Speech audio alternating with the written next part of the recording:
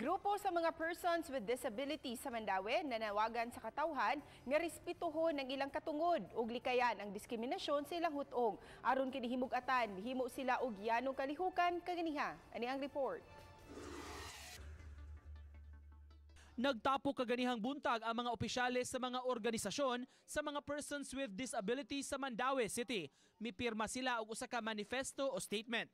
Agi kini og panawagan sa katawhan nga musubay sa balaod ug respetuhon ang Magna Carta for PWDs. Nagpahigayon sab sila og candle lighting dito sa Barangay Sentro. Ilang panawagan sa mga tawo hunungon ang diskriminasyon sa ilang hanay. Ang mga lakang sa organisasyon ilang gihimo agi og simpatiya sa ilang kauban nga si Michael Pialago. Si Pialago nga empleyado sa Mandawi City Hall misang-at karong bag-o og reklamo ngadto sa ombudsman kabahin sa estado sa iyang trabaho. Matod sa grupo, human sa nahitabo nakasinati na si Pialago og pagbiay-biay sa katawhan. Ngag-ingnan siya nga ang artistahon nga kimpang.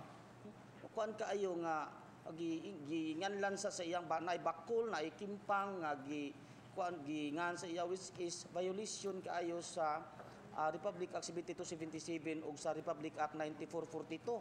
Si Michael Pialago nailhan na mo nga usa ka ligdong og mapahibsanong leader sa mga PWD.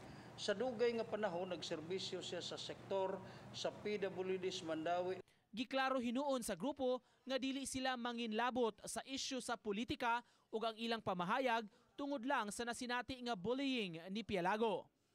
Nagtabo man gani sa iyahang dako pa sa posisyon whereas kanang mahitabo na pud ni sa uban namong mga persons with disability nga mga yano lang taon. So kaning among gibuhat diri karon dili lang ni kang Sir Michael, dili lang ni amo kun dili sa tanan nga mga persons with disabilities. Samtang ang hepe sa City Social Welfare Services sa Mandawi mipasabot nga gihingusgan sa syudad ang pagpalapad sa serbisyo ug benepisyo sa mga persons with disabilities. Ang Mandawi City dunay kapin sa 4,000 ka mga registered PWDs. So akong isang giingnan nga i-expand nato ang mga tao gid mismo nga nanginahanglan ana nga mga programa, and the city is giving them funding. In fact, for those who are participating sa mga sports, naginaslay allowance. Uban ni Clans Gabutin, Nico Sireno, Balitang Bisdak.